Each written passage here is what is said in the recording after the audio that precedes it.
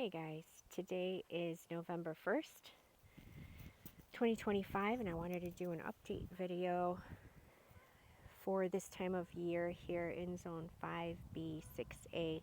This is my Smith. I've got it out here. I'm wanting it to go dormant, and it is doing it. So the leaves are drying up and falling off. This is my Bakor. I think they're quite dry. Might need to water them a bit. So that's my Bakor, and it is cold out here. It is probably maybe in the 40s out here, and it's a beautiful Saturday morning, crisp. The greenhouse is doing really well. It gets really cold at night. It's dropping down to the 30s now, and so I've started turning on my diesel heater because I've got a lot of figs on the trees in there, on a few of the trees in there, and I would really like to see them ripen. We get some freak weather here where come December, like if I pull all the figs off and let everything go dormant in December, we're going to get 70-degree days, and same in January sometimes. So it's just, you never know. You get really nice weather once in a while, and like last year I did, and I thought to myself, man, I should have left those figs on there. I could have gotten a couple ripe ones, you know, during a time when you're so sad that the season's over. Anyway, this is what the greenhouse looks like inside. It's about 57 degrees in here. The heater looks like has run out of gas. It went from yesterday at about 6 p.m. So it's gone about, and right now it's about 10 a.m., 10:30, something like that. So it's gone quite some time on that bit of diesel it had in it. Look at this. So my black madera types are doing really great. It doesn't matter to them, it seems like, what the weather is. Thought I saw one hanging. Oh, there it is. Look at this. Let's pull this leaf off. Look at that. Oh, wow, this is soft. I don't think I've ever let one of these black madera types, and this is a Preto, go this long to the point where it is hanging. See that? Isn't that beautiful? Look at the color on these things is like a powdery purple, powdery black. They are just the most beautiful fig, aren't they? Look at, it's like perfect. Every one of them is a beauty queen. And the syrup, look at it. Doesn't that look good? I'd eat it in front of you guys, but maybe we'll do that later because then I can't talk. Here's another one. Look at the syrup going down the leaf. Just gorgeous. I'm going to miss this so much in the next coming months. Let's put this guy down. Put it here. All right, don't let me forget it. So I'm surprised that my Iranian candy, let's focus. Iranian candy seems to have stopped. The sap, I think, has stopped flowing because the figs are drying up. Oh, come on, focus. Drying up and falling off. And I'm really surprised by that. I thought it would keep going when I put it in here, but it's not. So that's a little bit surprising to me. Corky's honey just shot up to the sky, and it filled up with figs late, so they're not going to ripen. I'm going to be making a ton of fig preserves. My Campanieri sort of did the same thing. I think it was really busy on the bottom underground, and then it was slow to send out any figs. It gave me a few, several, let's say several. And then it stopped producing for a little bit, and then it started producing a lot. It's almost as if it stopped doing what it was doing underground and started focusing up here, but it is just too late for these. So these are probably going to go in fig preserves. We've got a bunch here. But I'm really excited. This is, I think it's a really good sign for me, because that means next year these are going to be ready to just give figs. And I'm going to trim them way back down so that they're more manageable and a nicer shape. I put my golden rainbow here in the corner, and it looks like this one seems to be coloring. They're not growing in size anymore because of the lack of heat and sun, but it looks like it might be trying to ripen them as best as it can. So we'll see how that does. And then panache, as you guys know, it hasn't given me any figs this year. I'm only going to cut off this branch this year. I think Harvey is right. You prune a panache too much and it's not going to give you anything. And that's what happened here. I've got a part of a longed out. I trimmed, I had a longed out that had a bunch of branches and suckers and things like that, and so I really cleaned that up into one stalk, and so this is one of the products of. I've got a yellow long neck back here. Yellow long neck did really great for me. There was a difference between yellow long neck and golden rainbow flavors, according to my husband. He could pick out a yellow long neck easily, which is really cool. So for those of you wondering, anyway, Socorro Black I've got right there, and that did so for me this year. It didn't give me too many figs. That was also a result of the heavy pruning I did, and so this coming winter I'm not going to be doing as much pruning as I did last year, for the simple reason that I want figs next year, and I've pretty much made the sacrifice last year to get them into a proper shape. So this year I don't need to be doing much shaping, and so it will just be a bit of trimming and cleanup. I've got my poponi here. Poponi, I don't think that these are going to ripen either, but that's okay. It was in a funky phase, and it was not really producing much. It was wonky growing, but I think it's grown out of that, and so I think come next year it's going to be really a good tree for me. I have my Italian honey in here and my Celeste in here now. I did a change up here of what I had in the middle of the greenhouse in the ground, and I've filled it with pea gravel, pea-sized pebbles, and because when I had them in the dirt, in the soil, I think they were shooting out a lot of roots and just going wild down there, and so I wonder if the rocks will be a little bit better for me, where they focus a lot of their energy on fruit production versus growing into the dirt. I put the Celeste in here and my Italian honey because I am really valuing these two trees for their earliness and their productivity. And I want to reward them a bit and reward myself and get as many figs off of those two trees as possible. Like I've said before, in the back of the greenhouse there are my black madera types. And those are lifers. Those are going to stay with me. I'm hoping that their size can be maintained. And I put them in ground because of that, because they're typically slow growing, and I don't think that they're going to take over and grow right out of my greenhouse. I'm hoping not. And even if they did, it might take, 10 years?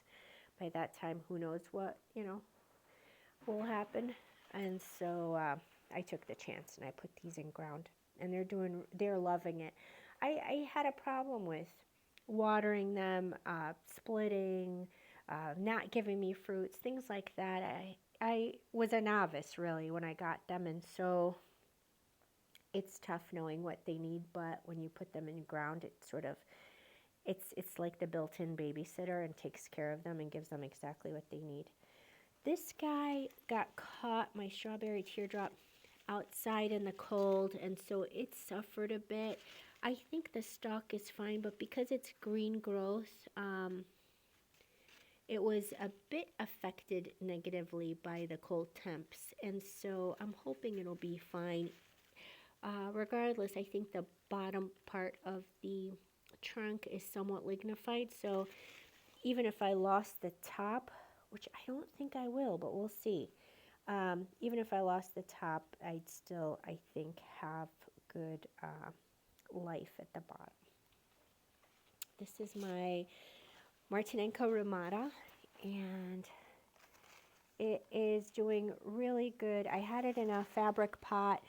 I have, very late in the season, transferred it into a 10-gallon nursery pot. There it is, guys. Look at that. That's so cool. Anyway, this is Martinenko Ramada. And so I think next year it'll do really, really well in this pot. I think all my trees, I've transferred the majority of them out of the fabric pots and into, well, those that are staying in my collection, I have transferred into the nursery pots. And then the ones that I want to get their nutrients and water and moisture from the ground, I have left those in fabric pots for now, and I reserve the right to change my mind on that. So behind the Martinenko Ramada, I've got the Bordeaux Negro Ramada. It does not like the cold. It's a splitter. This too was in a fabric pot, but is now in a 10-gallon nursery pot. And it looks like it's trying to do its best to ripen these figs. I don't know how they'll taste, but I did learn the reason. There are a lot of figs that I really enjoy eating this time of year because their flesh, it changes from summer to the fall. In the summer, it's really fruity and fresh tasting, like you're biting into a peach type of texture. But at this time of year, when temperatures are dropping, it seems that the trees, a lot of them, for example, the Dalmati types, the Stella types, the Long Dute, the, what else? Mostly the, and the Adriatics, all the Adriatics seem to be drawing sugars or energy because of the lack of sun and heat to draw energy from. They're drawing it from the sugars that they have stored up or that are in their environment, and so they're transferring those sugars into their fruits. And so you'll find that the flesh of the figs this time of year and the cool temps, they turn into like jelly, and it is spectacular, to say the least. It is so good. It's gelatinous. It's incredibly sweet. They stick on your teeth. Where is it? Okay, yeah. They're sticking on my teeth, and it's a different level of flavor, and it's so awesome that the same fig tree can give you all these different dimensions of flavor at different times of the year. This is my Nicodem Haven. I've got everything close together just to give me some walking room in here, because now the ones that have figs on them I've transferred in here so that they can finish up ripening as much as I can help it. And so it's difficult to walk through, so I apologize for the busyness in here. An inability to focus. This is Harry's Crete. It was so good this year. Holy cow. I'm going to do a top, I don't know, 20? I'm going to do top 20 figs for you guys video. This is DSJG, Del San Juan Migran. I got from Homer, Basement Figs, Fig Talk, all of the above. And so I'm just waiting. It got a really late start, but I think next year we're gonna get these two ripen for us completely, I think, with an early start here in the greenhouse. I got this very recently from Homer, this like late summer, and so I don't think they had enough time. I think it may start ripening one or two of these. I don't know. It seems like they're going to because they're really large. And so if we just get a few more warmer days where, you know, if it's 50 degrees outside, it's like 70s in here. And so if we get any kind of freak weather, which we are known for, where it's like 60 outside, it'll be about 80 in here, and all these will ripen. I think they'll take advantage and ripen. But I've got my Frankenfigs in here, again, in the cloth bags and in these pebbles. I pulled away all the soil from around here, and it is fantastic soil, by the way. And I surrounded them with these pebbles, and I'm hoping it'll give me some more control here in the root development. I've got my Italian 258 here and Calderona here. Calderona, I'm quite disappointed in. First of all, it's a splitter here in my climate, and it may be different for everybody else, but I saw another video and somebody else had issues with it splitting. And so I'm thinking about pulling this out of my collection. If anything, what I'll do is I might graft one of the branches to my Montserrat Pons Frankenfig, since it is part of his collection. And on my Montserrat Pons Frankenfig, it's awesome. I'm so loving doing this. It has Perigellina on it, it has Princesa, it has De La Roca, and it has Tia Peña. And if I can graft the Calderona on here, if I can find a spot, which, yep, I've got a spot, I'm going to do that. And so as many Montserrat Pons varieties as I can, I will graft to that. I have another Frankenfig where I have Cavalieri, I have La Bricha, and Nuestra Senora del Carmen on here. And I've got a bunch more a few more that failed, and so I'm going to use those and do some more grafting on that. I pulled my Leon's Montenegro out of the ground here. It was in a grow bag, and I put it in a pot because I absolutely love it. Actually, sorry, this is my raspberry latte.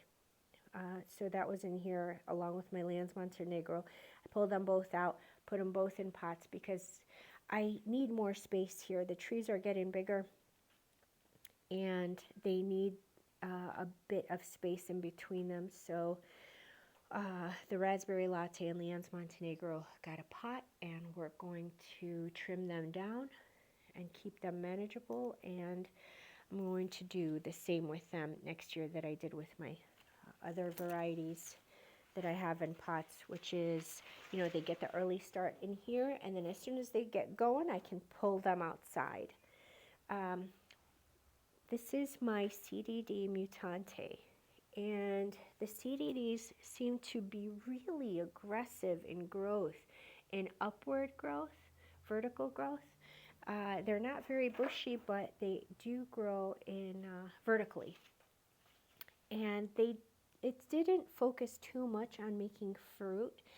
Like it created the little figlets, but then it started focusing more on growing tall and giving me little buds here and there. And now those buds have, you know, grown a bit. And it's ripening one at a time pretty slowly, but this one is fully in ground. I put CDD in ground because, first of all, realistically, this is the only place that it'll grow is in this greenhouse. Might as well give it a permanent home. and just try and manage the growth of it as best as I can. Hopefully it doesn't grow out of uh, out of control. I did the same with CDD Roja. Like I said, these varieties, I love them and they belong in ground. I want them to give me the best possible fruits they can. It's continuing to ripen through the cold. I brought in my Casiriani, baby Casiriani and baby Trianos in here. I've got these for sale on Fig Bid, but yeah, I want to see if they will continue and ripen the fruit. And I'd rather they just continue to grow until I sell them. So this is my CDD Noir. Now, CDD Noir is an exception. I have it still in a grow bag in the ground, and next spring, I don't know what I'll do just yet with it, but I'll most likely, it hadn't given me any fruit. That's why I was unsure of whether or not I would keep it. So what I did was I put it in ground in its pot to see if that would help me to get fruit this year. And sure enough, it did. It was gangbusters with fruit. And it's continuing to ripen its fruit like the Roja. And they have been spectacular. I have 2 Italian 258s in grow bags in the ground there, just because I love Italian 258 so much. Speaking of loving too much is Capulcar Negra. Holy moly. That only gave me about 2 figs this year. This was the first year, it's 4 years old, that it ever gave me figs. And they were amazing.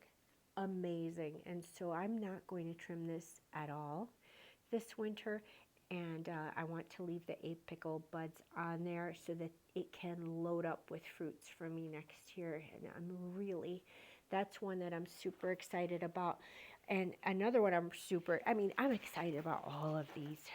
But you know what happened this year that was different is that it's year 4 for me. And some of these, the first figs that they gave me tasted very differently than they did this year. And it just goes to show that, these experienced growers out there that say that to us all the time, they're absolutely right. Hold on to your figs before you make any rash decisions to get rid of them. Hold on to them. Get them to give you those first few figs, and then hold on to it again and see, because the flavors change and they mature and they develop.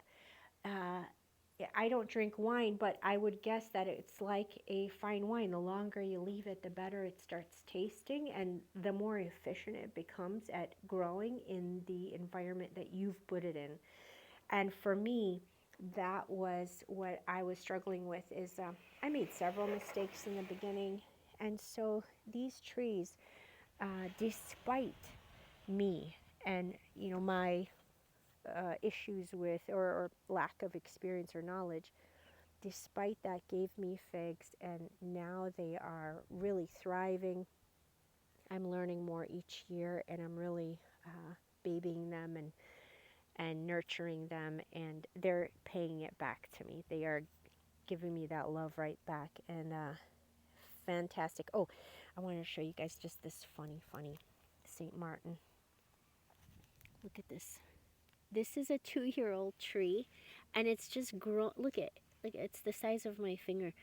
It's just growing so wonky, and then, I don't even know if I can call this growing. So my plan is going to be to cut this sucker, like down here, and just leave this stem back here. And then I'm hoping that from that stem, the energy will just be redirected into a regular way of growing. I think it just doesn't know what the heck to do right now. It's confused. So we're going to try and unconfuse it. This is my CDD Gigantina. My main Casiriani. I'm really happy with the shapes of the majority of my trees now. Jolly Rancher's looking great. They're all going to sleep. All the ones out here are the ones with without any figs, and a few Adriatics are out here. Golden Riverside, we're going to give this tree one more year. This is its fourth year. I've gotten 0 off of it. Um, it's all because of me. It's my fault, not the tree's fault. So I'm going to leave it alone. No pruning this year whatsoever. And I'm hoping that next summer it really it goes nuts for me with some Breba fruit. This is my CDD uh, Blanca Negra, and this guy is amazing. If you guys want a CDD that is super early and very productive, this is the one. It is unbelievable. This one, I need to prune it down because otherwise it's way too tall. It'll outgrow the greenhouse in no time, so I need to manage that. This is my sultane. Finally got a sultane to taste. This is my Vern's brown turkey, and this was fantastic for me this year. I really am loving it. The fruit size was huge. It was constantly ripening figs within days. You know, it would have 2, 3 ripe at a time.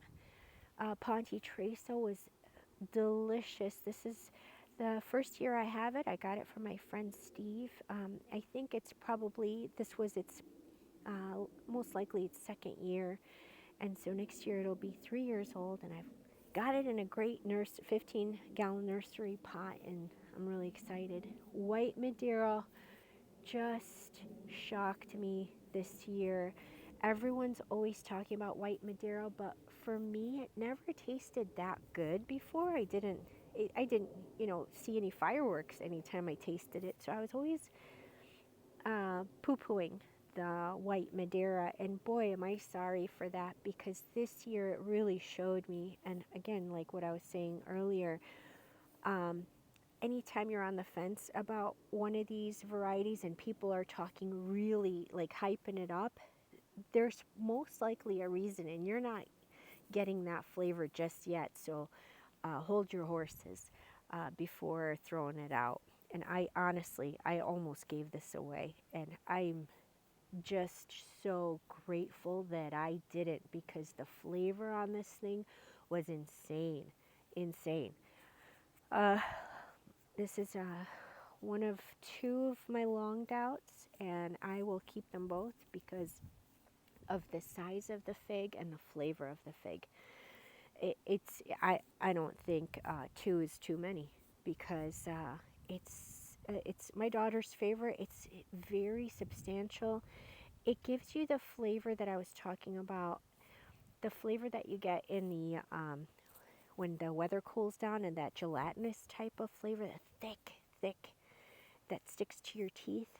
The long dute has that from the start, and so that is its actual nature. And so whenever my daughter has that, it's her favorite. She's like, "Oh, this is the one I like. It. Which one is this?" And it's always the long dute. Noir de Barbentane.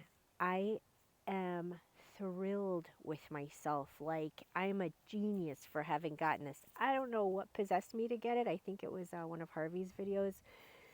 And it's not that there are that many videos on it or that are touting it, but oh my goodness. I wish I had 5 of these trees. This year, it really showed me what it can do, and this is its 4th year. And it's only showing it to me now because of the mistakes that I made in the pot selections and soil selections that I had in the beginning. And so if you want to know what my mistakes were that I will not repeat, that was using pre-made potting soil.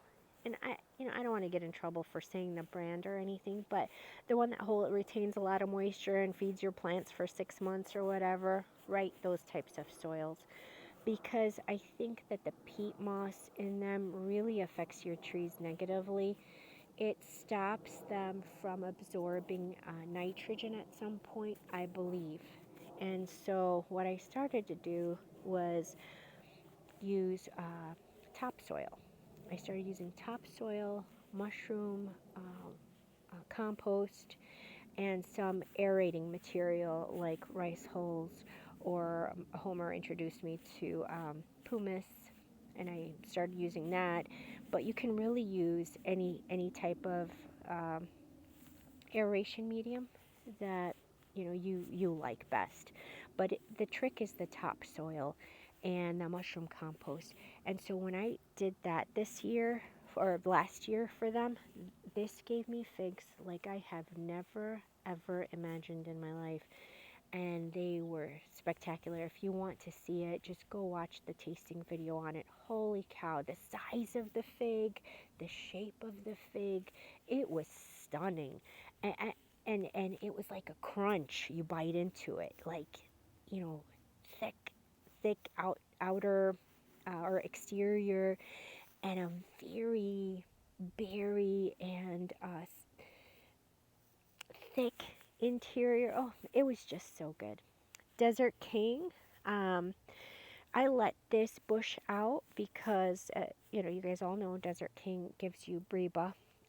If you don't have the fig wasp, you're not going to get the main crop. You're only going to be able to get the breba. That's the only thing that will ripen. So I let it branch out. I let it bush out so that I can finally, this too, after 4 years, get a taste of what a Desert King is supposed to taste like. So year 5, fingers crossed, we'll see. I didn't have this full 5 years. This is my 5th year growing figs. My 2nd year with the Desert King.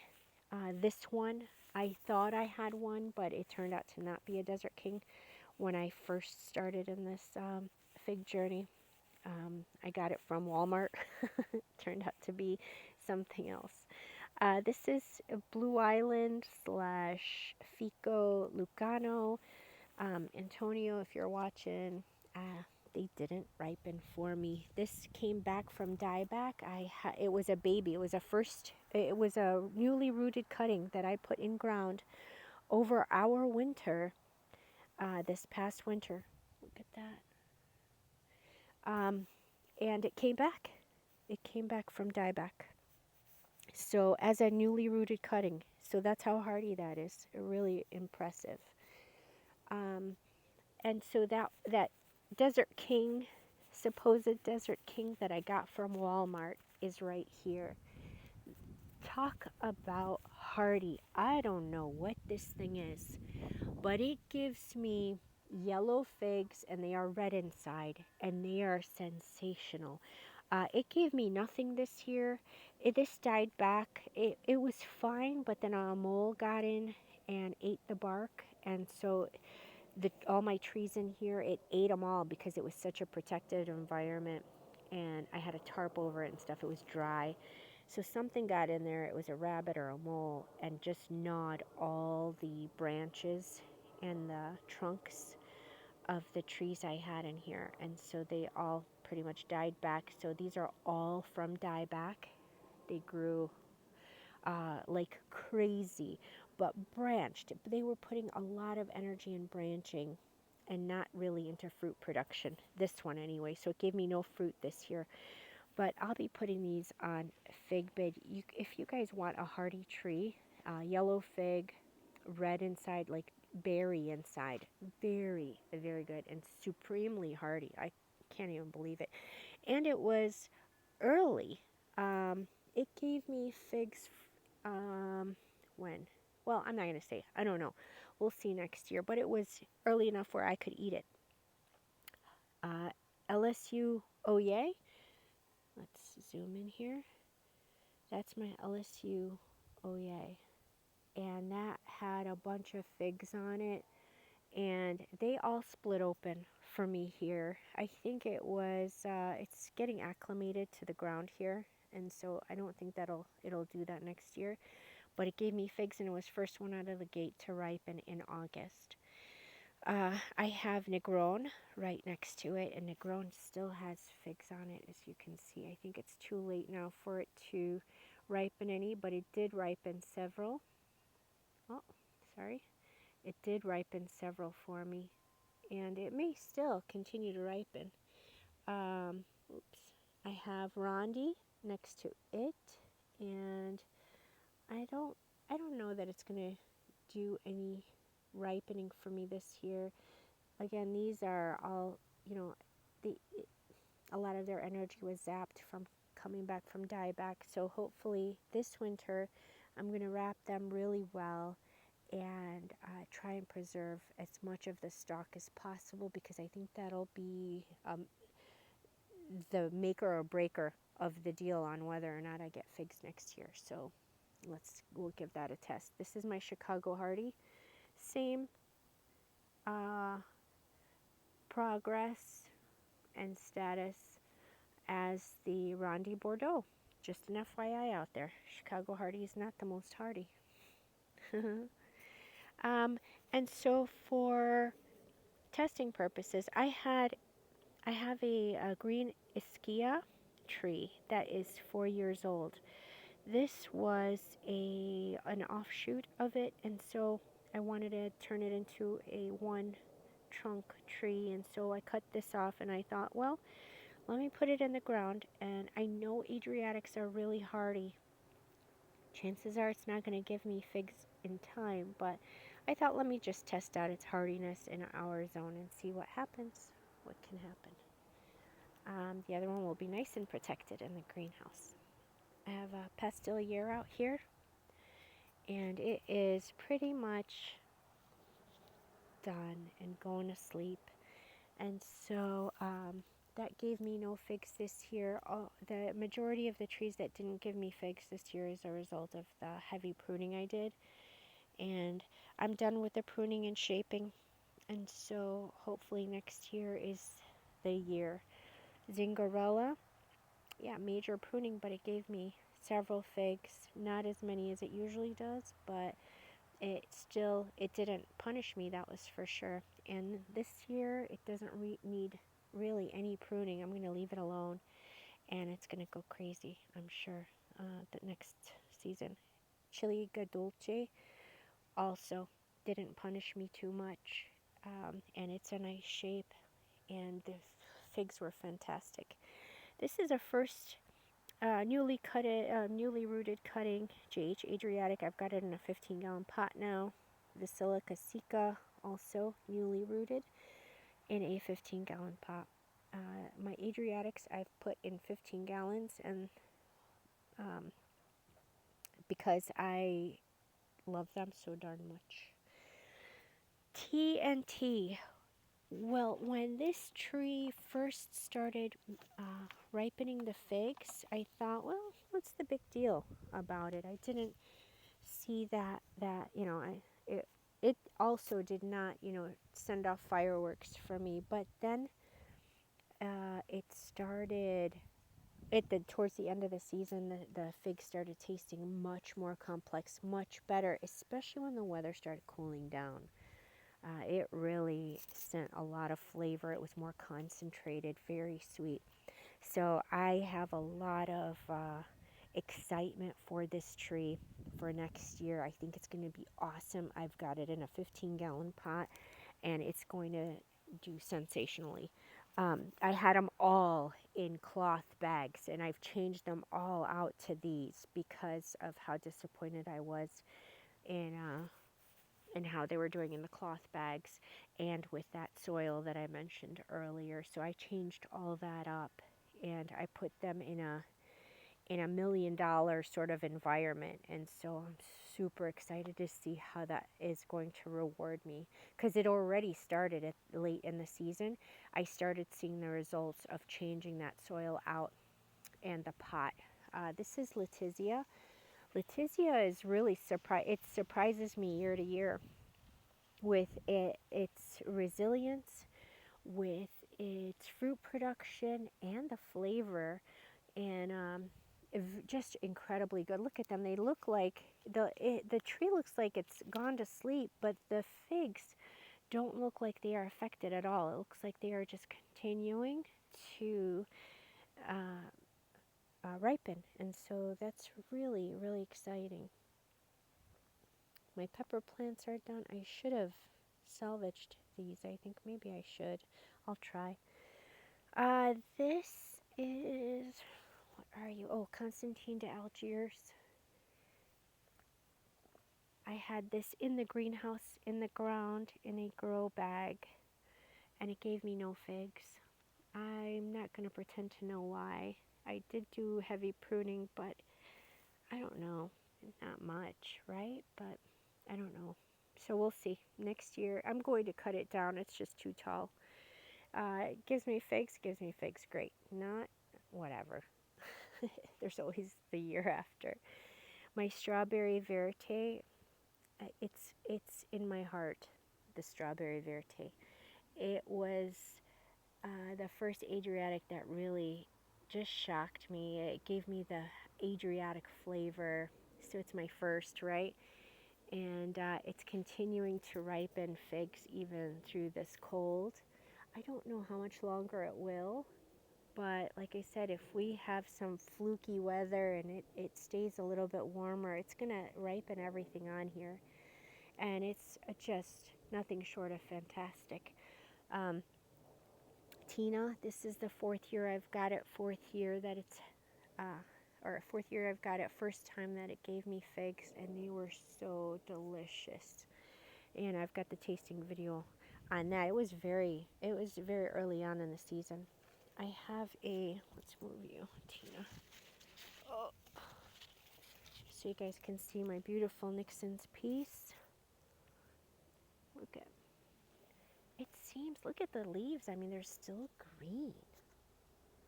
It's gotta be really hardy, this Nixon's piece, because the cold, we've had 20s here, and it's still got bright green leaves on it. And meanwhile, look at Peter's honey. You see, this is what it should look like, but it's not. So the Nixon's piece looks like it's very hardy. It also did not give me any figs this year due to heavy pruning. I'm going to prune it down a bit, and let's see. I mean, hopefully it gives me something next year. Long Jute, this is my second one. And look at, regardless of what's happening outside, it's still growing and ripening. Look how beautiful those are. I love the Long Jute. This is the green Askia I was telling you guys about. Now it's a one trunk tree. I got one fig off of this last year. I thought I would get one this year, and they must have dropped. I had it in a fabric pot. Surprise, surprise. And so I potted this into a 10-gallon plastic nursery pot. So we'll see. I trimmed off that secondary trunk that was growing out. I think that was zapping a lot of the energy from it. And so we'll see. This is my Zafiro. Zafiro I'm going to be putting on fig bed as a bare root. And so that's going to be going up for sale, and I may have some cuttings just so that I can fit it into a box and ship it. But Zafiro is getting sold.